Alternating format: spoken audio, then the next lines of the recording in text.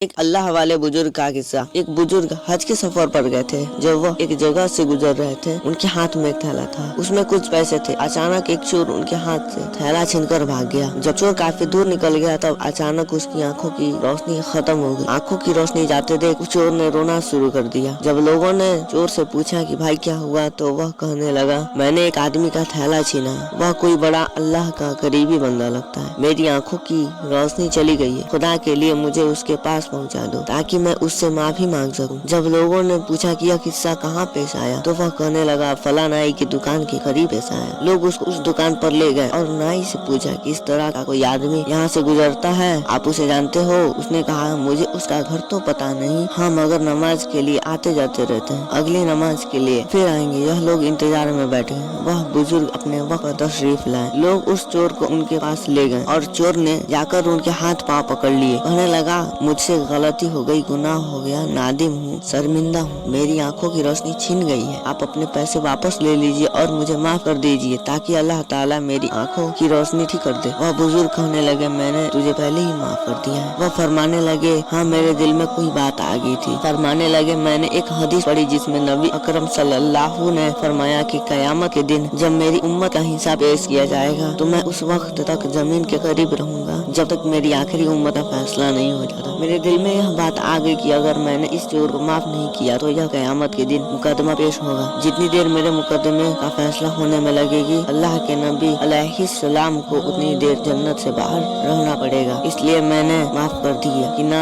तो मुकदमा पेश होगा और ना ही महबूब को जन्नत में जाने में देर लगेगी। वह जल्द से जल्द जन्नत में तशरीफ